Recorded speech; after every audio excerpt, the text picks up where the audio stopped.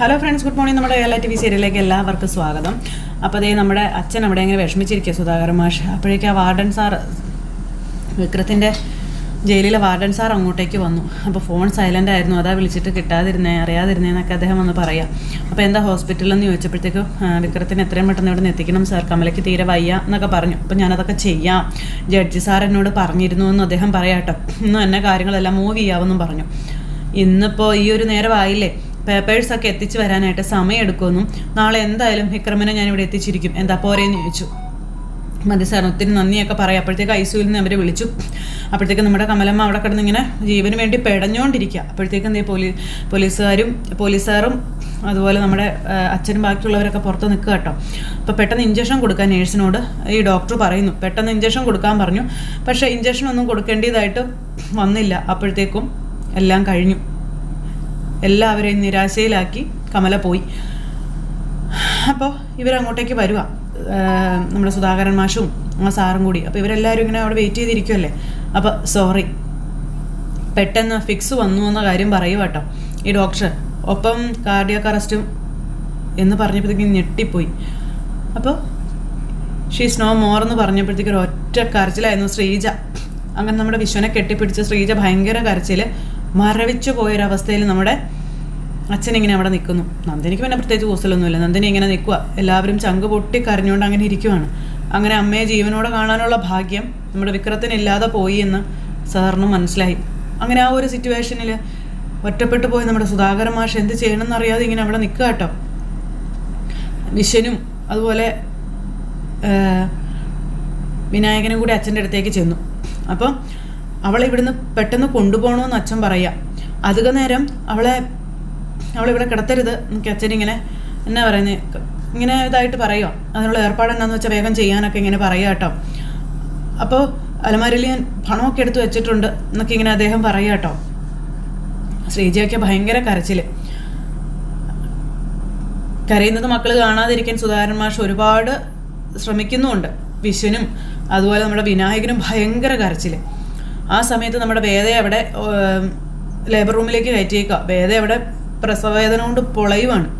ആ സമയത്ത് നമ്മുടെ തരുണിൻ്റെ അമ്മ അവിടെ ഇരിപ്പുണ്ട്. അപ്പോഴത്തേക്കും അമ്മയെ കാണണമെന്ന് വേദ പറഞ്ഞു. അതനുസരിച്ച് ആ നേഴ്സ് വന്നിട്ട് വേദ വിളിക്കുന്നുണ്ട്, പ്രസവിക്കാറായി, അങ്ങോട്ട് ചെല്ലാൻ വേദ പറഞ്ഞു എന്നിങ്ങനെ പറയൂ കേട്ടോ. അപ്പോഴത്തേക്കും ആ അമ്മ തലയിൽ ക്യാപ്പൊക്കെ ഇട്ട് വേദയുടെ അടുത്തേക്ക് ചെല്ലും. ആ അമ്മ ചെന്നപ്പോഴത്തേക്കും വേദ അമ്മയെ നോക്കുക. അമ്മയാണെങ്കിൽ വേദയുടെ കയ്യിൽ ഇങ്ങനെ പിടിച്ച് വേദയ്ക്ക് തണലുമായിട്ട് ഇങ്ങനെ നിൽപ്പുണ്ട്. അപ്പോഴേക്കും വേദയോട് പുഷ് ചെയ്യാനൊക്കെ അവർ പറയുന്നു. അങ്ങനെ നമ്മുടെ വേദയ്ക്ക് കുഞ്ഞുണ്ടാകുന്നു. അങ്ങനെ സെക്കൻഡുകൾക്കുള്ളിൽ നമ്മുടെ വേദ ഒരമ്മയായി. ഒരു കുഞ്ഞ് ജനിച്ചപ്പോഴത്തേക്കും ആ തരുണിൻ്റെ അമ്മ വേദയ്ക്ക് ഒരു ഉമ്മയൊക്കെ കൊടുത്ത് അങ്ങനെ ആ അമ്മയാണ് ആ കുഞ്ഞിനെ കയ്യിലേറ്റു വാങ്ങുന്നത്. അങ്ങനെ ആ കുഞ്ഞിനെ എടുത്ത് ആ അമ്മ ഇങ്ങനെ കയ്യിലിങ്ങനെ പിടിച്ചുകൊണ്ട് ഇങ്ങനെ നിൽക്കുക. ഈ സമയത്ത് അവിടെ മോർച്ചറിയിൽ നമ്മുടെ രാധികയും കുഞ്ഞും ഇങ്ങനെ അവിടെ ഉണ്ട്. അത് കഴിഞ്ഞ് പിന്നെ കാണിക്കുന്നതെന്ന് പറഞ്ഞിട്ടുണ്ടെങ്കിൽ നമ്മുടെ വിക്രം അവിടെ നിന്ന് വീണ് പോയായിരുന്നല്ലേ, ഈ ഗുണ്ടകളുടെ ഇടിയും ഒക്കെ കൊണ്ടിട്ട് എങ്ങനെയൊക്കെയോ കണ്ണ് തുറന്ന് ഇങ്ങനെയൊക്കെ അങ്ങ് എഴുന്നേറ്റു. അപ്പോൾ വിക്രത്തിൻ്റെ തലയിലൊരു കുഞ്ഞ് വന്നിങ്ങനെ തലോടുന്നതായിട്ടാണ് വിക്രത്തിന് തോന്നുന്നത്. വിക്രം വന്നിട്ട് ഇങ്ങനെ പതുക്കെ കണ്ണ് പകുതി തുറന്നിങ്ങനെ മുകളിലോട്ട് നോക്കി കിടക്കുക. അപ്പോഴേക്കും വിക്രം എന്നും പറഞ്ഞുകൊണ്ട് വിക്രത്തിൻ്റെ സെല്ലിലുള്ള ചേട്ടൻ ഓടി വന്നു. വിക്രം ഒന്ന് നിങ്ങളൊന്ന് പിടിച്ചപ്പോൾ ബാക്കിയുള്ളവരൊക്കെ അതുവരെ നോക്കി നിൽക്കുകയാണേ. നിങ്ങളാരും കണ്ടില്ലായിരുന്നോ എന്നൊക്കെ ആ ചേട്ടൻ ഇങ്ങനെ ബാക്കിയുള്ളവരോട് ചോദിക്കുന്നുണ്ട്.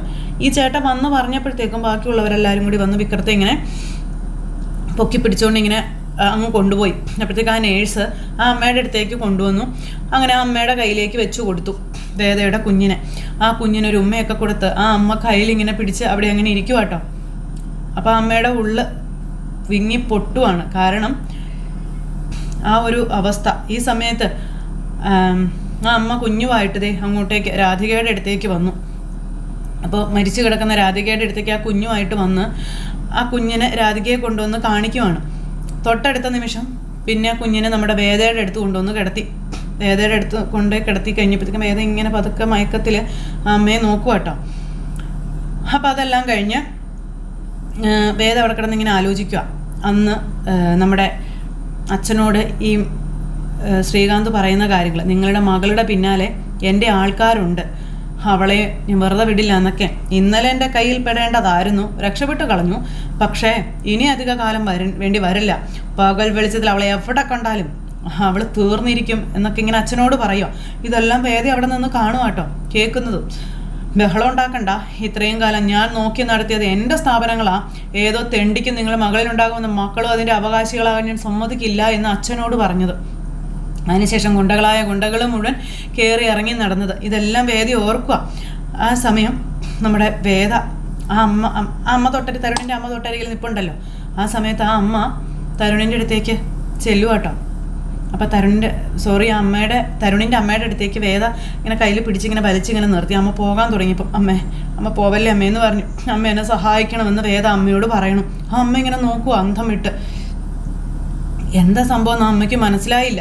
അമ്മ എന്നെ സഹായിക്കണമെന്ന് പറഞ്ഞപ്പോഴത്തേക്കും ഭയങ്കര ഒരിതിൽ ഇങ്ങനെ നിൽക്കുന്നു. ഈ സമയത്ത് ആ ഗുണ്ടകൾ ആ ആശുപത്രിയിൽ തന്നെ ഇരിപ്പുണ്ട്. എന്തായെന്ന് ചോദിച്ചു.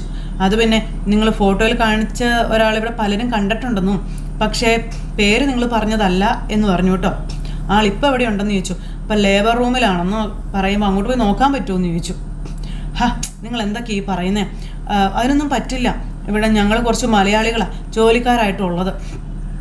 അഡ്മിറ്റായ ഒരു മലയാളിക്കുട്ടിക്ക് എന്തെങ്കിലും സംഭവിച്ചാൽ ആദ്യം അന്വേഷിക്കുന്നത് ഞങ്ങൾക്കിടയിലായിരിക്കും എന്ന് നേഴ്സ് പറയാം കേട്ടോ. ആ സമയത്ത് നമ്മുടെ തരുൺ അങ്ങോട്ടേക്ക് വരുന്നു. തരുൺ അങ്ങോട്ടേക്ക് വന്നപ്പോൾ യുവമാർ അവിടെ ഇരിക്കുമല്ലേ. തരുണിനെ കണ്ടപ്പോഴത്തേക്ക് യുവമാർ ജീവനും കൊണ്ട് ഏറ്റവും ഓടുക കേട്ടോ. ഇനി അവിടെ ഇരുന്നാൽ പ്രശ്നമാവുന്ന യുവമാർക്ക് മനസ്സിലായതുകൊണ്ട് മാസ്ക് ഒക്കെ വെച്ച് യുവമാർ അവിടെ നിന്ന് അങ്ങോട്ടേക്ക് പോകണം. അപ്പോൾ തരുണാണെന്നുണ്ടെങ്കിൽ ഈ നേഴ്സിനെ, അതായത് ഈ മെയിൽ നേഴ്സിനെ തട്ടി മാറ്റിയിട്ട് അവിടെ നിന്ന് അങ്ങോട്ടേക്ക് പോവുകയാണ്. അപ്പോൾ ഇവനിൽ എന്തോ ഒരു ഇത്. അപ്പോൾ നമ്മുടെ തരുൺ ഇങ്ങനെ നോക്കി. തരുൺ എന്നിട്ട് പോലീസ് യൂണിഫോം ഇട്ട് അങ്ങോട്ട് വരുന്നേ.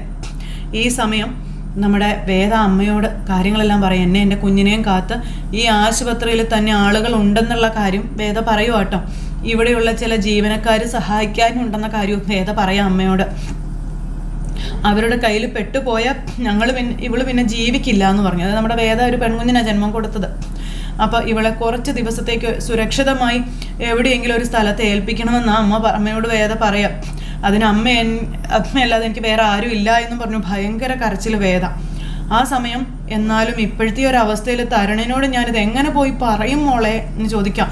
രാധികയുടെ കാര്യം തന്നെ അവൻ ഇതുവരെ പൊരുത്തപ്പെടാൻ പറ്റിയിട്ടില്ല എന്നിങ്ങനെ പറയുമ്പോൾ അറിയാം അമ്മേ, എനിക്കെല്ലാം അറിയാം, പക്ഷേ കുഞ്ഞെങ്കിലും ജീവനോടെ ഉണ്ട് എന്ന് അറിയുമ്പോൾ ഒരു സമാധാനം ആവില്ലേ എന്നിങ്ങനെ ചോദിക്കുക. പക്ഷെ മോളെ പിന്നീട് അത് അങ്ങനെ അല്ല എന്നറിയുമ്പോൾ അവൻ്റെ അവസ്ഥ എന്താകുമെന്ന് ചോദിച്ചു. അമ്മേ, അപ്പോൾ കാര്യങ്ങൾ നമുക്ക് എല്ലാം വിശദമായി പറഞ്ഞു കൊടുക്കാം അമ്മേ. ഇപ്പം എൻ്റെ കുഞ്ഞിൻ്റെ ജീവൻ രക്ഷിക്കാൻ എൻ്റെ അമ്മ എന്നെ സഹായിക്കണമെന്ന് പറഞ്ഞ് കാല് പിടിച്ചിങ്ങനെ പറയാം. അങ്ങനെ ആ അമ്മയെ നിർബന്ധിതയാക്കുകയാണ് നമ്മുടെ വേദ. ആ അമ്മ എന്നിട്ട് ഇങ്ങനെ ആ കുഞ്ഞിനെ എടുത്തുകൊണ്ട് അങ്ങനെ പോവാട്ടോ. വേദയാണെങ്കിൽ മനസ്സോടെ ആ കുഞ്ഞിനെ അമ്മയുടെ കൈകളിൽ ഏൽപ്പിച്ചു കൊടുക്കുന്നു. ആ സമയത്ത് തരുണ മോർച്ചറിയുടെ അവിടെ വന്നിരിക്കുന്നു. അപ്പോഴേ ആ നമ്മുടെ തരുണിൻ്റെ മുന്നിലേക്കാണ് അങ്ങോട്ടേക്ക് വരുന്നത് നമ്മുടെ രാധികയുടെ ബോഡി. അപ്പോൾ ഈ ഡോക്ടറെ കണ്ടപ്പോഴത്തേക്കും എന്താ ഡോക്ടറെ എന്താ കാര്യമെന്ന് ചോദിച്ചു. ഡെലിവറി കഴിഞ്ഞോ എന്നൊക്കെ ചോദിക്കും. അപ്പോഴത്തേക്ക് ഇവരെല്ലാവരും അങ്ങോട്ടും ഇങ്ങോട്ടും നോക്കുക കേട്ടോ. എന്താ ഡോക്ടറെ പറ ഡോക്ടറെ എന്ന് പറഞ്ഞു. അപ്പോഴത്തേക്ക് ആ ഡോക്ടർ മുഖം മറിച്ചിരുന്ന് എടുത്ത് കാണിച്ചു. അത് കണ്ടപ്പോഴത്തേക്കും തരുണിൻ്റെ കയ്യിൽ നിന്ന് പോയി. തരുൺ രാധികയെ കെട്ടിപ്പിടിച്ച് ചങ്ക് പൊട്ടി കരയാം. അങ്ങനെ ഭയങ്കര കരച്ചില്ല. അപ്പോഴത്തേക്ക് അമ്മ ആ കുഞ്ഞുമായിട്ട് അങ്ങോട്ടേക്ക് ഇറങ്ങി വരുവാണ്. പിന്നെ കാണിക്കുന്നത് ദേ നമ്മുടെ വിക്രത്തെ കേട്ടോ. വിക്രം ഇങ്ങനെ അവിടെ ഇരിക്കുമ്പോഴത്തേക്ക് ആ വാർഡൻ സാർ അങ്ങോട്ടേക്ക് വിക്രം എന്ന് പറഞ്ഞ് വിളിച്ചു. ദേ നമുക്ക് ഇന്ന് തന്നെ വിക്രത്തിൻ്റെ നാട്ടിലേക്ക് പോകാമെന്ന് പറഞ്ഞു. ആർക്കും തടയാനൊന്നും പറ്റില്ല എന്ന് പറയാട്ടോ. നിയമം അത് അനുവദിക്കുന്നുണ്ടെന്നും പറഞ്ഞു. അപ്പോൾ ഇത് കേട്ടപ്പോൾ ഭയങ്കര ഇതാണ്. പേപ്പേഴ്സെല്ലാം ഞാൻ മൂവ് ചെയ്തിട്ടുണ്ടെന്നും പറഞ്ഞു. രാവിലെ തന്നെയാണ് ചടങ്ങുകളെന്നൊക്കെ പറഞ്ഞു. എന്ത് ചടങ്ങാ ഇങ്ങനെ വിക്രം അങ്ങനെ? അപ്പോൾ സാറിനോട് ചോദിച്ചു. അപ്പം വിക്രമിൻ്റെ അമ്മ ഇനി ഇല്ല എന്ന് പറഞ്ഞപ്പോഴത്തേക്കും വിക്രം അവിടെ നിന്ന് തകർന്നിങ്ങനെ ഇരിക്കുകയാണ്. ചങ്കു പൊട്ടി കരഞ്ഞുകൊണ്ട് തൻ്റെ അമ്മയെപ്പറ്റി ആലോചിച്ച്. ഇപ്പോൾ കൂടെയുള്ള ചേട്ടൻ വിക്രത്തിനെ ഇങ്ങനെ തോളിൽ തട്ടി സമാധാനിപ്പിക്കുന്നു. ആ സമയത്ത് പിന്നെയും വേദയുടെ കുഞ്ഞുമായിട്ട് തരുണിൻ്റെ അടുത്തിരിക്കുന്ന അമ്മയെ കാണിക്കുന്നത്. മോനെ എന്നും പറഞ്ഞാൽ കുഞ്ഞിനെ കൊടുക്കട്ടെ, ഇത് നിൻ്റെ കുഞ്ഞാ എന്നും പറഞ്ഞാൽ അമ്മ ഇങ്ങനെ കൊടുക്കട്ടോ. രാധിക മോള് നമുക്ക് തന്നിട്ട് പോയതാണെന്നൊക്കെ പറയുമ്പോൾ തരുൺ ഇങ്ങനെ കുഞ്ഞിനെ നോക്കുക കേട്ടോ. അങ്ങനെ ആ അമ്മ തരുണിൻ്റെ കയ്യിലേക്ക് ആ കുഞ്ഞിനെ കൊടുത്തു. അങ്ങനെ ആ കുഞ്ഞുമായിട്ട് ഈ തരുൺ വന്ന് രാധികയെ നോക്കുവാണ്. ആ സമയത്ത് ആ നേഴ്സ് ഇങ്ങനെ ആ അമ്മയുടെ തോളിൽ കൈ വെക്കുമ്പോഴത്തേക്കും ചങ്കു പൊട്ടി കരയാം. അപ്പോൾ എനിക്കിത് കണ്ടു നിൽക്കാൻ പറ്റുന്നില്ലെന്ന് പറഞ്ഞ അമ്മ ഭയങ്കര കരച്ചിൽ. അപ്പോൾ ആ നേഴ്സും ഭയങ്കരമായിട്ട് കരയാം കേട്ടോ. അതുപോലെ തന്നെ ഡോക്ടറും ഒക്കെ. അപ്പോൾ പറഞ്ഞതുപോലെ തന്നെ നീ ചെയ്ത് കളഞ്ഞല്ലോ മോളെ എന്നും പറഞ്ഞിട്ട് ആ കുഞ്ഞിനെ കൈ പിടിച്ച് ഭയങ്കര കരച്ചിലാട്ടോ ഈ തരുൺ. എന്നിട്ട് രാധികയ്ക്ക് ഒരു ഉമ്മയൊക്കെ കൊടുത്ത് രാധികയെ പറഞ്ഞയക്കുകയാണ്. അങ്ങനെ മനസ്സ് കീറി മുറിക്കുന്ന വേദനയോടെ ആ ഒരു സിറ്റുവേഷൻ കഴിഞ്ഞു പോകുന്നു. ആ ഡോക്ടർ പോലും നിസ്സഹായമായിട്ട് ഇങ്ങനെ നോക്കി നിൽക്കുകയാണ്. ഡോക്ടർക്ക് പോലും ഒന്നും ചെയ്യാൻ പറ്റുന്നില്ല. അപ്പം എൻ്റെ രാധികയെ യാത്ര അയക്കും, ഇവളുണ്ടാവണം എൻ്റെ കൂടെ എന്ന് തരുൺ അന്നേരം പറഞ്ഞു. എൻ്റെ അച്ഛൻ്റെ ചിതയ്ക്ക് തീ കൊളുത്തുമ്പം അമ്മയുടെ കയ്യിൽ ഞാനുണ്ടായിരുന്നു എന്ന് തരുൺ പറയാം. അതുപോലെ ഇവരുടെ അമ്മയുടെ കാര്യത്തിലും അത് തന്നെ സംഭവിക്കട്ടെ എന്ന് തരുൺ ഇങ്ങനെ പറയാം കേട്ടോ. അതൊക്കെ കേട്ടപ്പോൾ ബോഡി ആംബുലൻസിലേക്ക് കയറ്റിക്കോളാൻ ആ ഡോക്ടർ അന്നേരം പറഞ്ഞു. ബാക്കി പ്രൊസീജിയേഴ്സും കാര്യങ്ങളൊക്കെ നടക്കുന്നു. ഈ സമയത്ത് തരുൺ ആ കുഞ്ഞുമായിട്ട് അമ്മയോടൊപ്പം പോവുക, കരഞ്ഞ് നിലവിളിച്ച്. പിന്നെ കാണിക്കുന്നതെന്ന് പറഞ്ഞിട്ടുണ്ടെങ്കിൽ നമ്മുടെ കമലമ്മയുടെ ബോഡി കാണാൻ ആൾക്കാരൊക്കെ വരുന്നു. മരണ വീട് പോലീസ് ജീപ്പ് അവിടത്തേക്ക് വരുന്നു.